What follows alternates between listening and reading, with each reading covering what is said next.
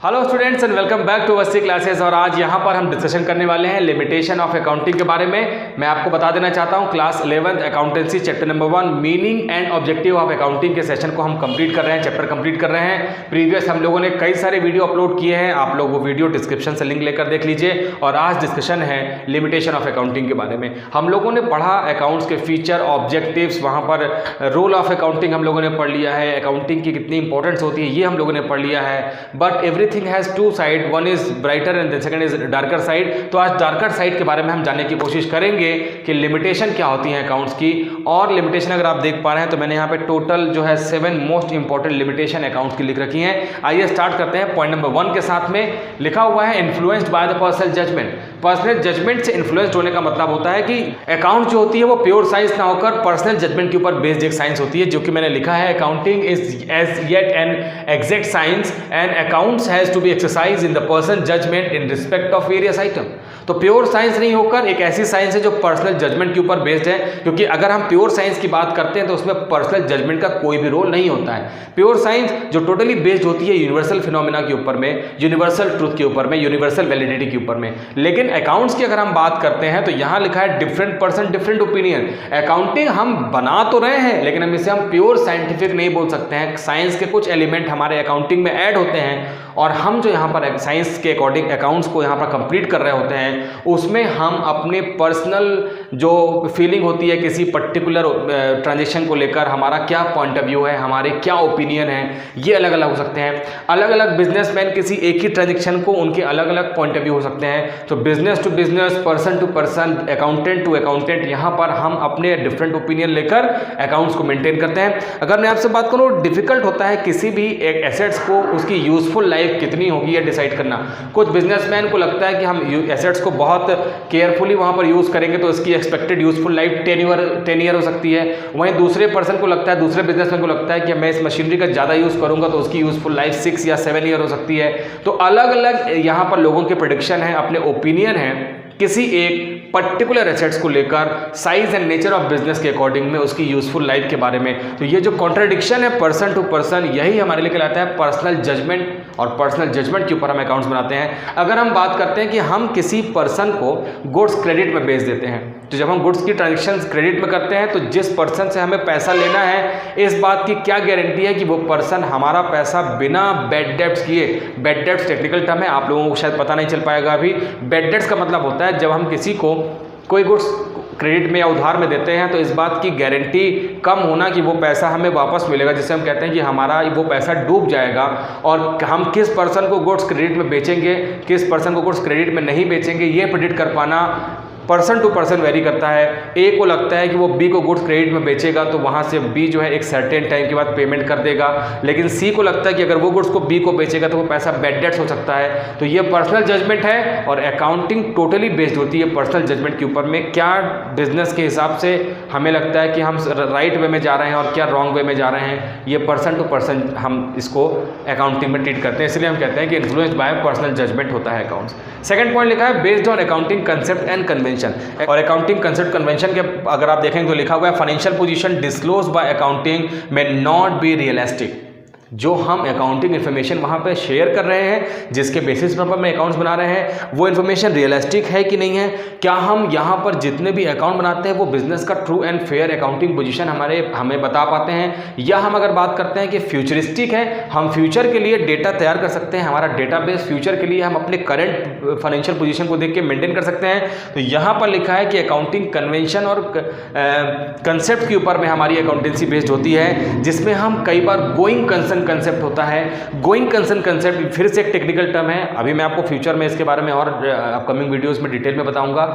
एकदम सिंपल में जान लेते हैं कि गोइंग कंसर्न का मतलब होता है जब किसी भी बिजनेस में हम जो ट्रांजेक्शन कर रहे होते हैं वो टोटली हम जो एसेट्स की वैल्यू होती है वो 2 टाइप की होती है। पहली वैल्यू वो जिसे हम कहते हैं मार्केट वैल्यू, दूसरी वैल्यू वो जो हमारे बिजनेस में एग्जिस्ट करती है। अगर मैं एज्यूम करता हूँ कि ये कैलकुलेटर है और इस कैलकुलेटर को मैंने आज से 3 साल पहले परचेस किया था, 3 ईयर पहले इसको मैंने 300 रुपीज़ में परचेस किया था, और आज मार्केट में इसकी वैल्यू क्या है और मैंने अपने बुक्स ऑफ अकाउंट में इसकी वैल्यू क्या रिकॉर्ड कर रखी है, यही कॉन्ट्राडिक्शन है। और ये ये जो प्राइस का डिटर्मिनेशन है वो हम अपने कन्वेंशन और कंसेप्ट को ध्यान में रख के करते हैं। वहाँ पे हमारे लिए exact figure, real figure at present किसी भी एसेट्स का मार्केट और हमारे बिजनेस के प्राइस से मैच करेगा कि नहीं करेगा, ये फाइंड आउट करना डिफिकल्ट हो जाता है, जिसे हम लिमिटेशन सेकंड कह सकते हैं कि कंसेप्ट्स और यहाँ पर कन्वेंशन के ऊपर में हमारी अकाउंटेंसी बेस्ड होती है।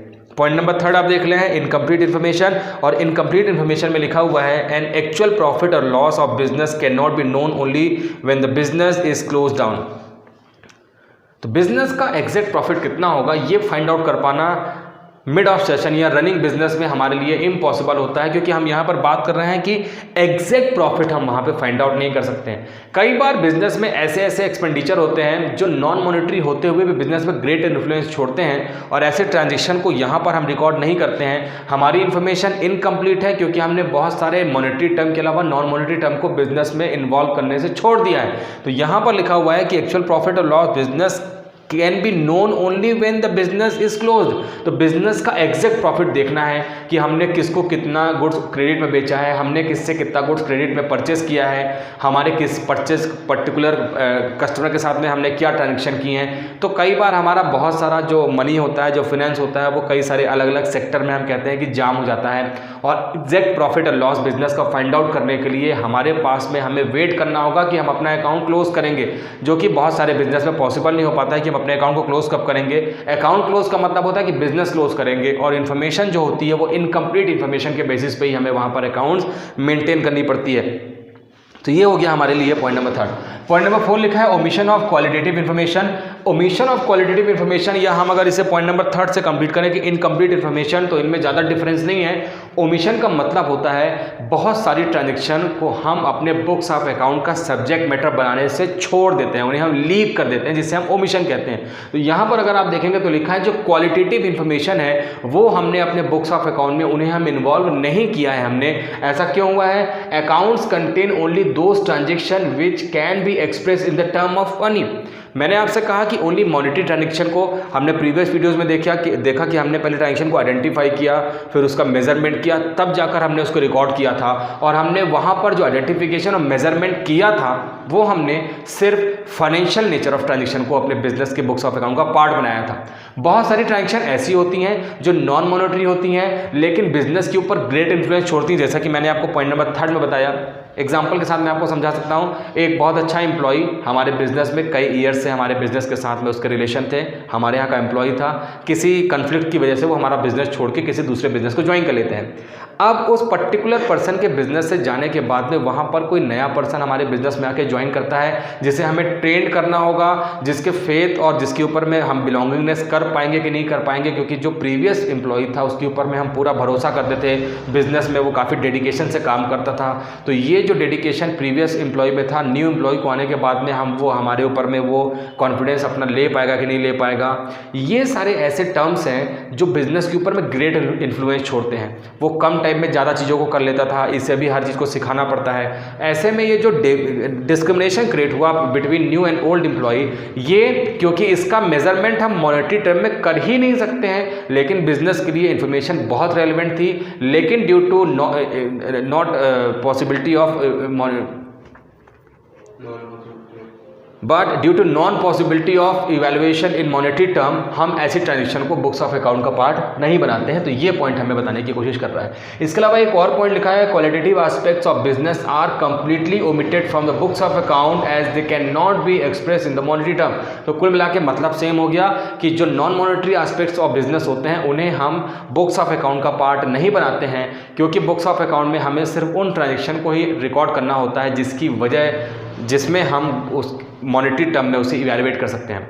अगर हम बात करते हैं कि वर्कर्स के बीच में आपस में कॉन्ट्रडिक्शन हो जाता है, जिसकी वजह से स्ट्राइक हो जाती है, जिसकी वजह से वर्कर्स फैक्ट्री के अंदर में इक्विपमेंट की तोड़फोड़ कर देते हैं, इससे होने वाले लॉस को, क्योंकि यहाँ पर ऐसे जो डिस्क्रिमिनेशन क्रिएट हुआ था जिसकी वजह से वर्कर्स में वहाँ पर फाइट हो गई थी वर्कर्स के, इस एक्शन को मॉनेटरी इवैल्यूएशन पॉसिबल नहीं होने की वजह से हम अपने बिजनेस का पार्ट नहीं बनाते हैं। लेकिन अगर आप दूसरे एस्पेक्ट पे देखेंगे तो ये बिजनेस के लिए बहुत इंपॉर्टेंट, बहुत क्रूशियल एलिमेंट था, लेकिन इसे हम रिकॉर्ड नहीं कर पाते हैं क्योंकि इसका मॉनेटरी इवैल्यूएशन पॉसिबल नहीं है। तो पॉइंट नंबर 4 हो गया।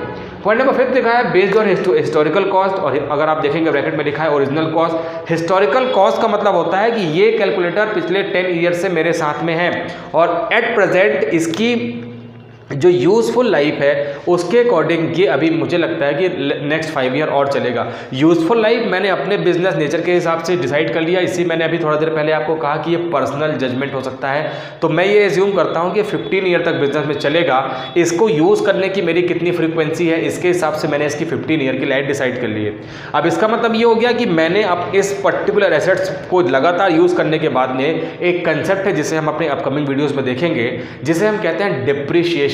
और डिप्रिशिएशन का मतलब होता है decrease in value of fix assets, क्योंकि एसेट्स भी हमारे बिजनेस में वेरियस टाइप्स होती हैं, उसमें एक एसेट्स होती है फिक्स एसेट्स। अगर उसकी वैल्यू हम उस एसेट्स को लगातार यूज़ करते हैं तो एसेट्स की value day by day decrease हो जाती है, और एसेट्स की वैल्यू डिक्रीज होने के बाद में हम एसेट्स की वैल्यू को हिस्टोरिकल कॉस्ट मतलब कि जितने में हमने उसे परचेस किया था जिस प्राइस में, उस प्राइस में रिकॉर्ड करेंगे कि एट प्रेजेंट जो उसका डिप्रिशिएबल वैल्यू है उसे रिकॉर्ड करेंगे। यही कॉन्ट्रडिक्शन होता है जो हमारे लिमिटेशन की वजह बन जाती है। The figures given in the financial statement do not show the effects of change in price।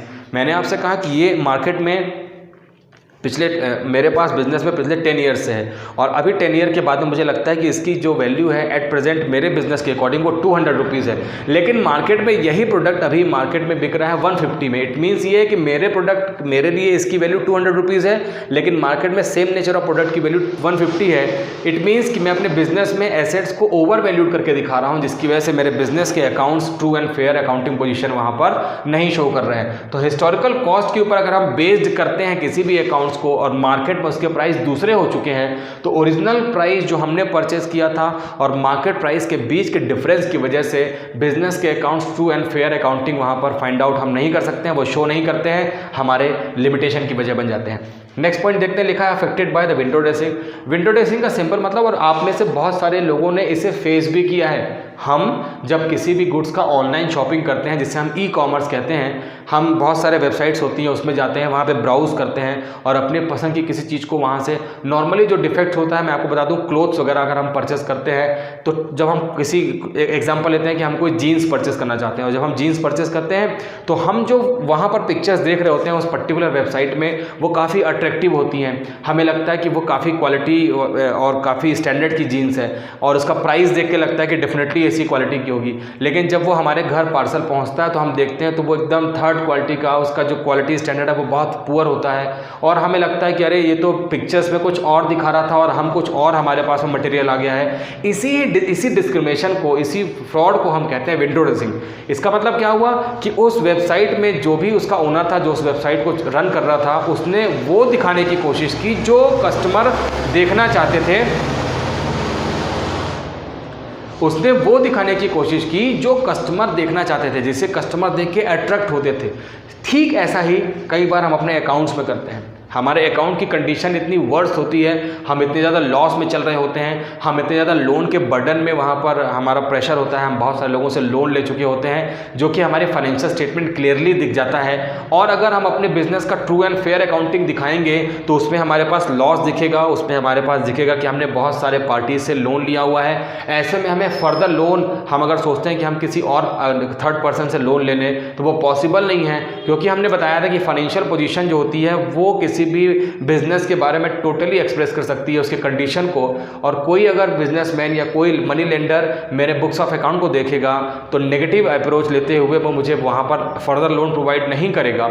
अब मुझे लोन लेना ही है तो मैं क्या करूँगा, तो मैं अपने बुक्स ऑफ अकाउंट में कुछ ऐसे चेंजेस करूँगा जिसको देखकर सामने वाला इन्फ्लुएंस्ड हो जाएगा और मुझे लोन देने के लिए तैयार हो जाएगा। मतलब मैं अपने बुक्स ऑफ अकाउंट में ऐसे वहाँ पर फ्रॉड करूँगा, ऐसे कुछ वहाँ पे फिगर्स को गायब कर दूंगा जिसकी वजह से एडवर्स इम्पैक्ट बिजनेस के ऊपर आ रहा था, और वो इम्पैक्ट दिखाने की कोशिश करूंगा जिसको देखकर सामने वाला इंप्रेस होता है और मुझे लोन देने के लिए या मेरे साथ बिजनेस के साथ रिलेशन डेवलप करने के लिए तैयार हो जाता है। तो विंडो ड्रेसिंग का मतलब है प्रैक्टिस ऑफ मैनिपुलेटिंग अकाउंट्स। तो सिंपल मतलब मैनिपुलेट कर सकते हैं हम अपने अकाउंट के साथ में।